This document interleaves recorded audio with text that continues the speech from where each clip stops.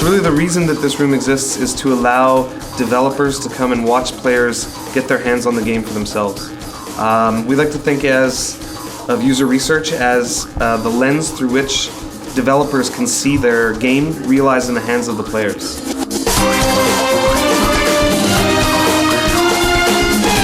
So there's a very big difference between QA, which is quality assurance, and our playtest group or our user research.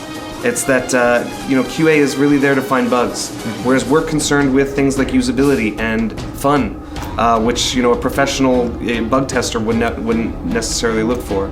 So we want to make sure that when the game comes out, that the difficulty curve is right, and that the average consumer will be able to enjoy the game the way it was meant to be played.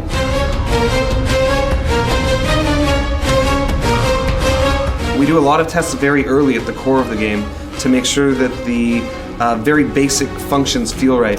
And we did something called a rapid iterative prototype, which is a very quick test that you can use with next to nothing to make sure that the hunting felt right, that the hunting loop, and they used the results of that to tweak the way that the hunting gameplay loop was realized in the game.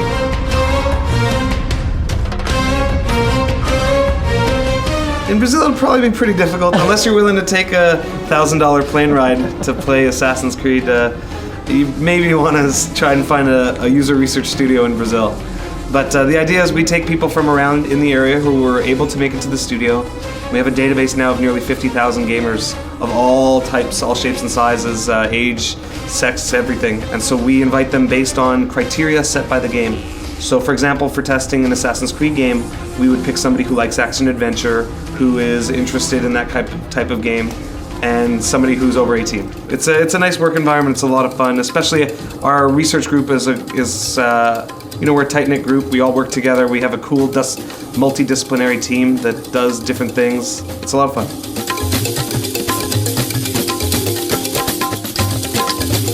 I'm not going to throw any developers under the bus, but there have been features where, if there is a strong mood in favor or against favor of a feature, that it has swayed the developers, but I'm not throwing any of my colleagues under the bus. The idea, really we're there to help the designers realize their vision for the game in the hands of the gamer. And so, to come around, what we want to avoid at all costs is trying to pretend like we're telling developers how to do their job. We're really here to provide a support and to help them understand how people will eventually really enjoy the game and help them get on track for their vision, never to change their vision.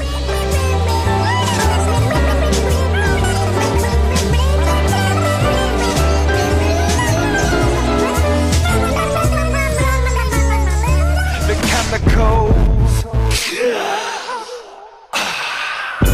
are breaking